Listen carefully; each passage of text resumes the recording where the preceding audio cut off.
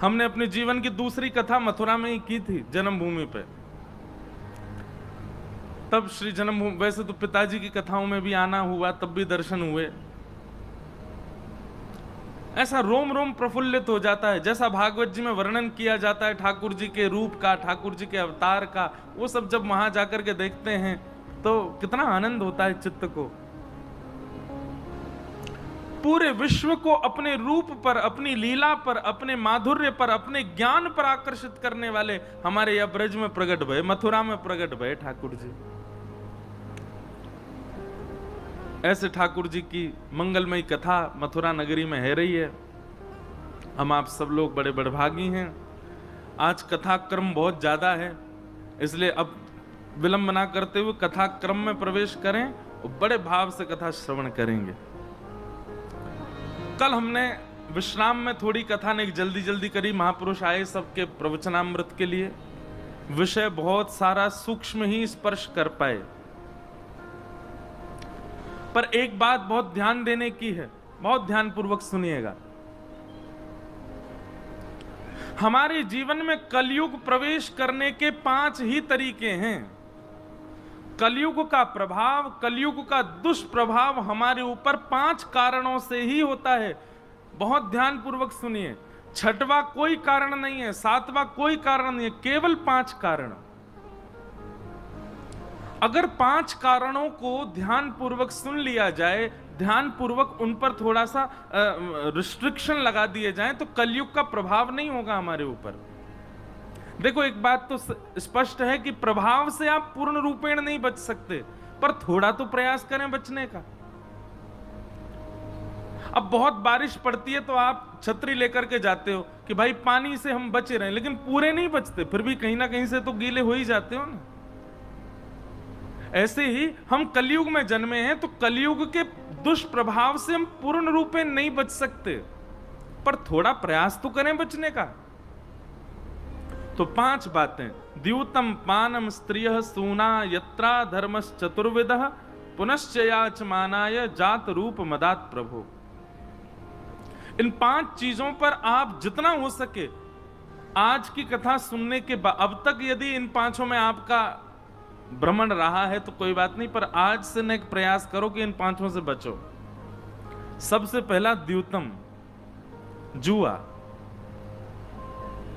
बुरा नहीं मानिएगा यहां जितने भी लोग बैठे हैं, पर हमको जब ये बात पता चलती है ना कि भैया हमारे ब्रजवासी भाई बंधु भी दीपावली के अवसर पे और महाराज फिर सट्टा खेलें, आपस में एक दूसरे से मिलेंगे और फिर वहां पे बैठ करके और फिर खेलें। खेल में कोई बुराई नहीं है, लेकिन पैसा मत लगाओ भैया। आप अभी नहीं समझेंगे, पर भविष्य में, कालांतर में, हमारे जीते जी या हमारे जाने के बाद हमारे परिवार पर उसका दुष्प्रभाव निश्चित होगा। कोई अन्यत्र बात नहीं है, पर बालकों का थोड़ा बुद्धि विवेक से शून्य होना, नेत्रों का ना होना, हाथ या पांव का थोड़ा सा विचित्र होना जन्म के समय पर, या फिर जीवन में कोई ऐसी घटना घट जाना कि भाई कुछ गलत नहीं किया, फिर भी हमने कितने परिवार देखे, सब कुछ बहुत अच्छा था, पर एक रात्रि में ही ऐसा कुछ हुआ कि सब खत्म। जब आप लक्ष्मी का दुरुपयोग करते हैं तो पंचदेव रुष्ट हो जाते हैं आपसे। आज गणेश जी का मंगल दिवस है, आप सब लोगों को श्री गणपति भगवान के मंगल उत्सव की बधाई हो।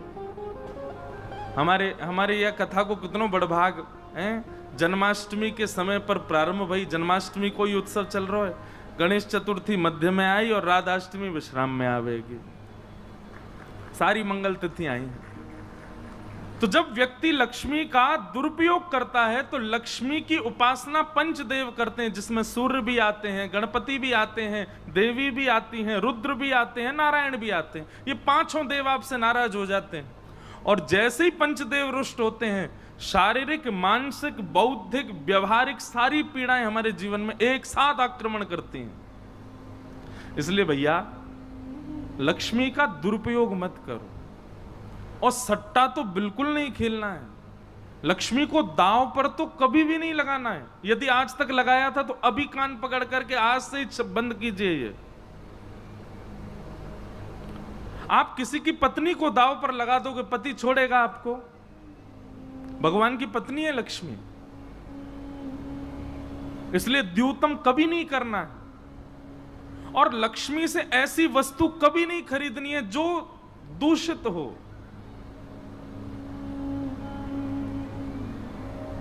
बहुत संभल करके जीवन जिए। मैं अपनी कथाओं में कहा करता हूं कि मानव जन्म क्या है? मौका, अवसर है। हमको ठाकुर जी ने एक मौका दिया है मानव बना करके कि भाई चल अपने सबरे प्रपंचनते तू बच जा, ये 84 लाख के चक्करंते निकल ले। इसलिए भैया या मौका को गवाओ मत। सबसे पहले लक्ष्मी का व्यय बहुत सोच समझ करके कीजिए। दूसरी बात, पानम। हमारा देह देवालय है। जैसे कृष्ण जन्मभूमि मंदिर है, राम जन्मभूमि मंदिर है, राधा रमण मंदिर है, बांके बिहारी मंदिर है, ये हम सब भी चलते फिरते मंदिर हैं। हम सबके चित्त में ठाकुर जी विराज रहे हैं। जैसे उन मंदिरों को पवित्र रखा जाता है, ऐसे तन रूपी मंदिर को भी पवित्र रखिए। उसमें दूषित पदार्थ सेवन मत कीजिए। और विशेष रूप से मांस और मदिरा आज तक किए थे तो ठीक है, उसका प्रायश्चित कीजिए, आज के बाद मत कीजिएगा। बहुत ध्यानपूर्वक सुनो। यह दूसरा स्थान है कलयुग के प्रभाव पड़ने का। पहला स्थान लक्ष्मी का दुरुपयोग, दूसरा स्थान जिह्वा पर असद वस्तुओं का सेवन, और तीसरा स्थान पर स्त्री पर पुरुष संग। आपने अग्नि की साक्षी लेकर के किसी का वर्ण किया है।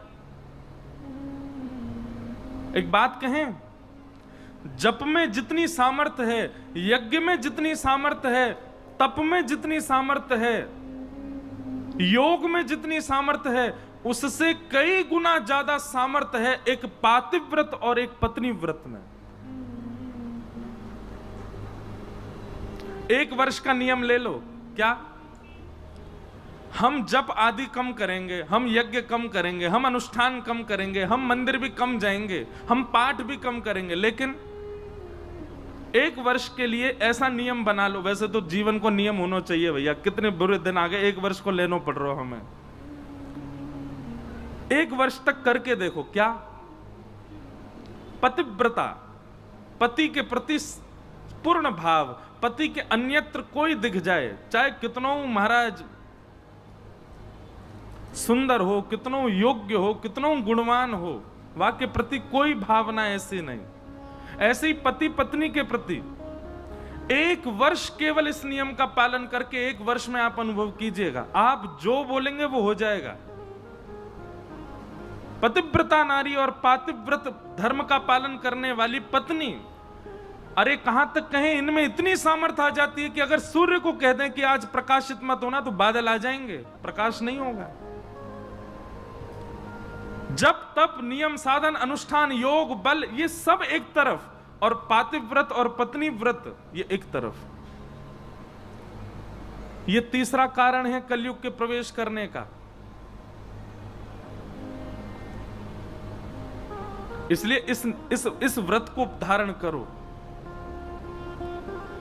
क्षमा कीजिएगा, यदि पातिव्रत और पत्नी व्रत में आप श्रेष्ठ नहीं है तो आपकी एकादशी भी विफल है, आपके सोमवार भी विफल हैं, आपके सारे व्रत एक प्रकार से विफल हो जाएंगे यदि इस व्रत में आप निपुण नहीं हो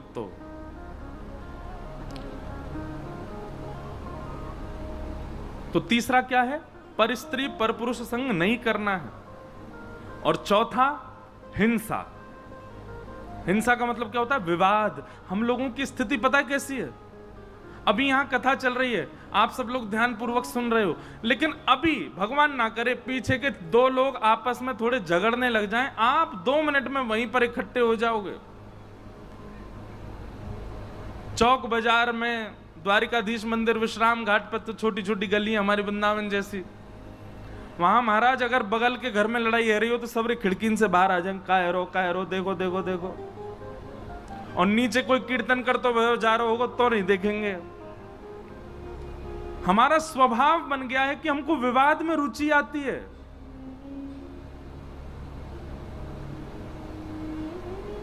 और एक बात बताएं, यदि आपकी विवाद में रुचि बनती है, विवाद में रुचि का मतलब यह नहीं कि यहीं की लड़ाई झगड़ा में आनंद आ रहा है। महाराज टीवी में हूं, सीरियल में हूं, फोन में हूं और पिक्चरन में हूं, यदि ये लड़ाई झगड़ा ज्यादा पसंद है ना आपको, तो ठाकुर जी दूर हैं आपसे। अभी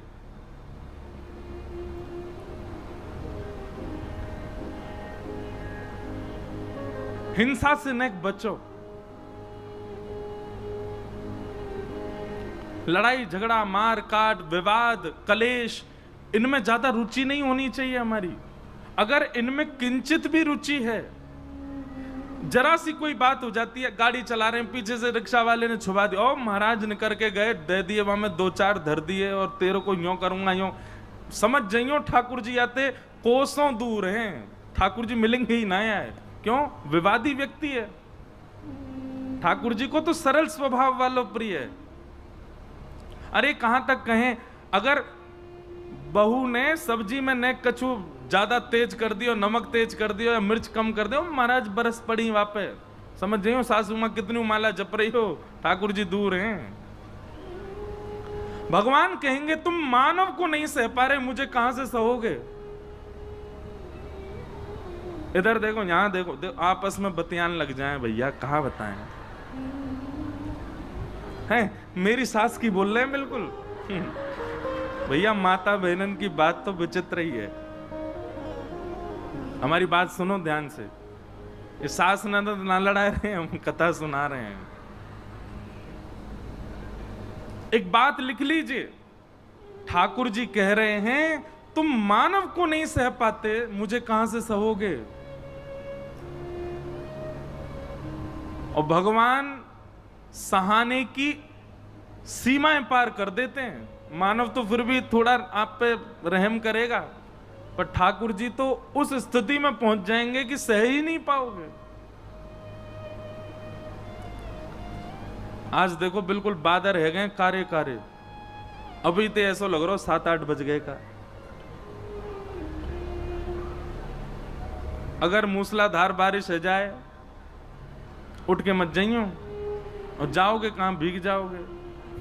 यहीं बैठे रहेंगे, ठीक है, बढ़िया प्रेम से कथा सुनेंगे। मंदम मंदम जलधरा, ठाकुर जी के प्रादुर्भाव में लिखा है ये नियम। अभी इस बार पोस्ट आ रहा था सब जगह, बोले कृष्ण जन्माष्टमी पर बारिश होती ही होती है ठाकुर जी से पहले।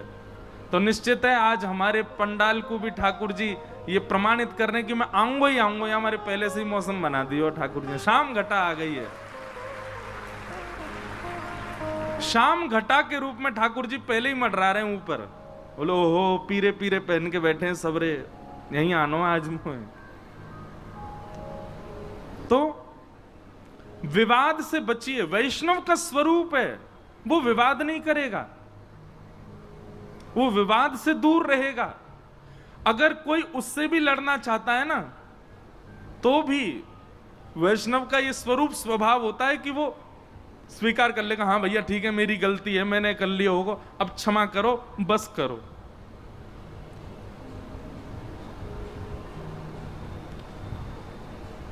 तो द्यूतम पानम स्त्रियः सूना, ये हुए 4 बात।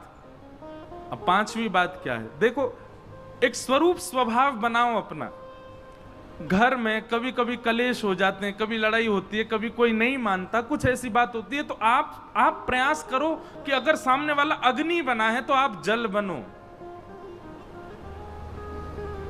सामने वाला अग्नि बना है तो आप जल बनकर के उसको बुझाओ, उसको शांत करो। भले ही आपकी गलती नहीं है, फिर भी क्षमा मांगो। कैसे, ये हमारा स्वभाव होना चाहिए। कैसे भी विवाद शांत हो,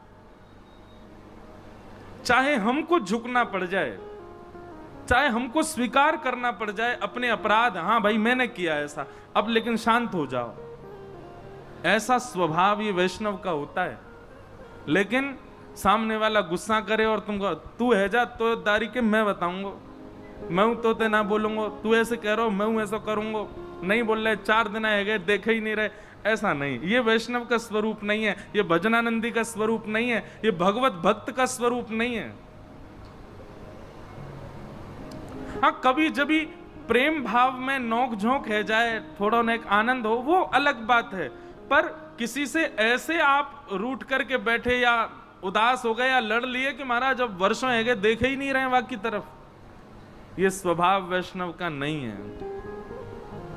द्यूतम पानम स्त्रिय सूना यत्रा धर्मस चतुर्विध, और फिर 5वां स्थान पुनः मांगने पर कलयुग को क्या दिया? बिना मेहनत के कमाया गया धन। हम लोगों की प्रवृत्ति जैसे जैसे कलयुग आगे बढ़ता जा रहा, हमारी प्रवृत्ति होती जा रही है बैठ के कमाने की, कुछ करना ना पड़े और यहीं बैठे बैठे मिल जाए। और आजकल ये बहुत मात्रा में बढ़ने लगा है। व्यक्ति सोचता है मैं कुछ ना करूं, मुझे यहीं पे मिल जाए। अब आप लोगों ने भी सुने होंगे, मैं भी सुनता हूं, जैसे कभी कोई ब्याह के लिए आते हैं तो उनका आपस में चर्चा होती है लड़का लड़की के लिए, तो कहेंगे लड़का क्या करता है? बोले अरे कुछ नहीं, घर बैठे बैठे कमाता है। बोले क्या कमाता है? बोले इतनी प्रॉपर्टी, इतनी दुकान है, वहीं से 6-7 लाख रुपया महीना आता है, घर बैठे बैठे पैसा आता है। ये गलत है। श्रीमद् भागवत जी मना कर रही है, मैं नहीं कर रहा हूं भैया, मेरे काजे तुम 20 लाख कमाओ बैठे बैठे, लेकिन भागवत जी मना कर रही है कि नहीं, परिश्रम करके कमाओ, श्रम करो, श्रम करके 1-1 रुपया कमाओ, तभी वह धन आपको और आपकी आगामी पीढ़ी के बुद्धि के विवेक को बरकरार रखेगा, नहीं तो वो नष्ट कर देगा।